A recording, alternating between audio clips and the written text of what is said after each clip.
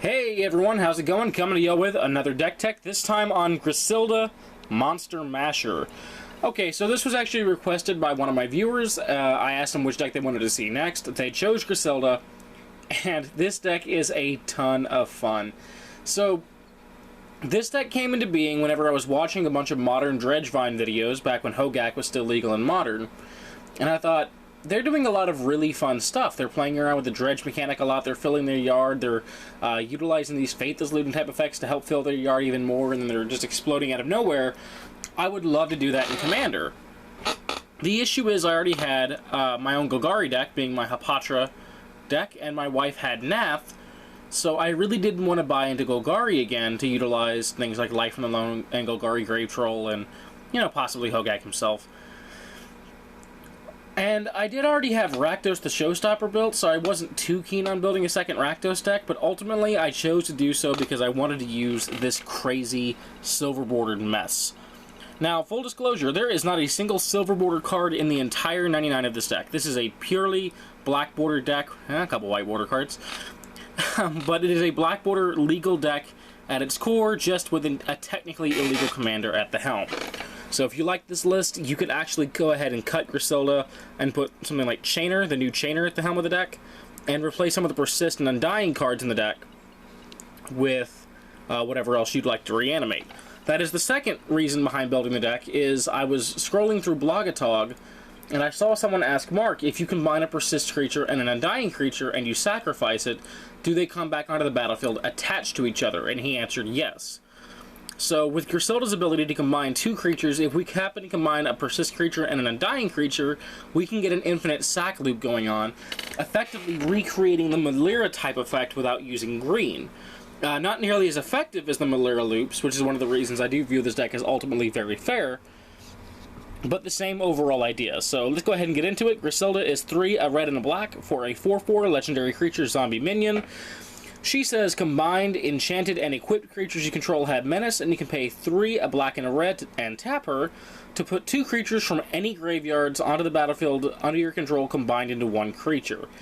So she can pull from opponents' graveyards. I don't play around with that side of it too much. I tend to use her only on my own yard. I think I've actually stolen from opponents' yards maybe 2 times out of the couple dozen times I've played this deck. But you could absolutely build around stealing from opponents' yards if you'd like to, and if your group's already okay with you playing silver border cards as a whole, you could obviously throw some really cool, wacky silver border cards in the 99. My group has the restriction that if you have a silver border commander, you can have silver border cards, but I simply opted not to have them. So let's go ahead and get into the deck. Skip through the mana base pretty quickly because it's not all that interesting. We have Command Tower, Exotic Orchard, Bloodstained Mire, Rocky Tar Pit, Blood Crypt, Smoldering Marsh, Dragon Skull Summit, Foreboding Ruins, Sulphurous Springs, Shadowblood Ridge, Graven Cairns, Lava Claw Reaches, Rakdos Carnarium. Dakmor Salvage is awesome because it's a source of dredge. We don't ever really want to play this as our land for the turn, but every now and again I've had to. But its main purpose in here is to act as a source of dredge. Bojuka Bog. Just because we can't hit opponents' yards does not mean they can't also use their own yards very effectively. So sometimes you just need to get it off the field. If my buddy Logan is playing his Crochet deck, I can't mess around and let him keep unearthing or escaping that big monster of a creature. So Bog helps to kind of alleviate that issue. High Market acts as a one-off sack effect. I need to get a Phyrexian Tower for this deck as well, because just sacrificing a Combustible Gear Hulk combined with the Persist or Undying creature for value is fun.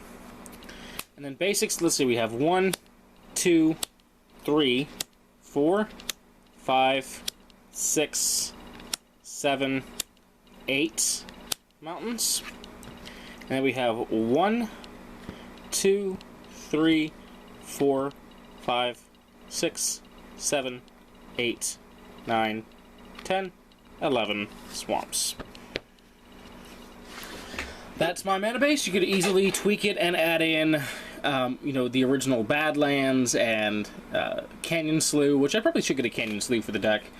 City of Brass, Mana Confluence, all of that. I already have the vast majority of my good Rakdos lands in my Rakdos the Showstopper deck, as well as my wife's Edgar Markov deck, and I really didn't feel like buying, you know, all of them again. So, more casual, more friendly deck anyhow. So here's Dark Ritual. Pretty simple. Pay a black, get 3 black. We're into the ramp section of the deck now. Sol Ring. Staple needs no explanation. Wayfarer's Bauble, if you're not playing green, you should be playing Wayfarer's Bauble, end of discussion. Talisman of Indulgence, just a good source of ramp and Rakdos, as is Rakdos Signet. I still need an Arcane Signet for this deck. I still need Arcane Signet for like 23 of my decks, but c'est la vie. Felwar Stone, usually we have at least one of our colors at the table. We very often have both, so just another good source of ramp. Mind Stone, we really want to get into our Grusilda and our other cards as early as possible, so 2-mana ramp spells are great. Worn Power Stone, just a decent source of ramp when you're not in green. And Solemn Simulacrum is a great thing to reanimate for value over and over and over again. I especially love reanimating it with something like Viscera Seer attached to it, so we can get both. We can, bring it back, get our land, sack, scry one, and then draw a card, and then bring it back with some kind of other effect and rinse and repeat. Okay, so I'm going to go ahead and show you our Persist Creatures and our Undying Creatures here. Our Persist Creatures of choice are Lesser Masticore, Murderous Redcap, and Puppeteer Click. The abilities on these aren't overly relevant, except for the Murderous Redcap. It says whenever it enters the battlefield, it deals damage equal to its power to target creature or player. This is how we kill people with a Persist Undying loop, one of the many ways, or one of the 3 ways anyways. When we have a sack outlet that isn't Goblin Bombardment or Altar of Dementia. So, technically with any combination of our Persistent Undying Creatures, if we have the right sack outlet, we can win. But I love the lines that don't need specific sack outlets, and Murderous Redcap will even work with like a Carrion Feeder. Lesser Masticore does allow us to discard a card when we cast it, which is actually a good thing for the deck, and Puppeteer Click lets us steal something from an opponent's graveyard, which is nice. And then for my choice of Undying Creatures, I have chosen Geralf's Messenger, Hound of Griselbrand, and Flare of the Hatebound. So just like the Persist Creatures, only a couple of these are actually relevant. The Geralf's Messenger and the Flare of the Hatebound are the way we win the game. When combined with any Persist Creature, it can be the Puppeteer Click, which doesn't deal damage by itself, but with the Geralf's Messenger or the Flare, it does. Sometimes we do get into games where we end up combining something like a Puppeteer Click with a Hound of Griselbrand, and that doesn't win us the game. It doesn't even get close. But if we happen to have Goblin Bombardment or Altar of Dementia, we can now mill opponents out or burn them out that way with the repeatable sack loop. Another creature that really wants to be sacrificed is Anger to give all of our creatures haste. Just an excellent source. Moving into our sack outlets, I do run the aforementioned Carrion Feeder, Viscera Seer, Goblin Bombardment, this is the damage source I was talking about, Altar of Dementia, which is the mill source I was talking about, Ashnod's Altar, which is just a sack outlet that gives us mana. I don't run any of the Nimdeath mana lines, so this is just in here as an additional sack outlet. Alright, into the tutors of the deck. I do run Mausoleum Secrets. Why? Because, again, this deck is semi-budget. You could easily make it even more budget by just not including things like the Blood Crypt and the Bloodstained Mire. So I didn't want to go out and have to buy another Demonic Tutor and another Vampiric Tutor for the deck, and this does the job just fine. So it has Undergrowth. We tutor for a black card with CMC that costs less than or equal to the number of creatures in our graveyard. Reveal it, put it in our hand, then shuffle our library. This tutors for what we need when we need them, and that is good enough for me. Dark Petition is very often just Demonic Tutor plus Dark Ritual because we do a fair amount of self-milling with this deck. Entidisi Undead Vizier is just a tutor that can sacrifice itself. It's really fun to go ahead and use Griselda, bring this back with a Hound of Griselbrand or something, and then bring it into play, sacrifice it to itself, tutor a card, it comes back into play, sack it again to itself, tutor another card. Just double tutor for 5 mana. A lot of fun. Bridging the gap between the tutors and the entombs, we have Gamble, which can act as a tutor and or an entomb, depending on how many cards we have in hand. And then we have things like Final Parting, also fitting that category. It is both a tutor and an entomb effect by finding 2 cards, 1 to hand, 1 to yard. Can't play entombs without playing the good old-fashioned entomb, so for 1 black at instant speed, we search for any card and throw it in the graveyard. Buried Alive finds 3 creatures and puts them in the graveyard. This is very often used to go and find a Persist creature, an Undying creature, and something like Anger. So if we have enough mana, we can bring in Grusilda and use her effect and win the game that turn, along with a sack outlet. Corpse Connoisseur is just another Entomb effect, this one on a stick, and we can unearth it for 3 and a black. I'm considering playing the new Gravebreaker Lamia as well. Haven't gotten around to testing that one yet. Grusilda is a great source of reanimation, but we don't want to rely on her as our sole form of reanimation, so we do play Animate Dead. Stitch Together, which is just a straight up reanimate whenever we have Threshold.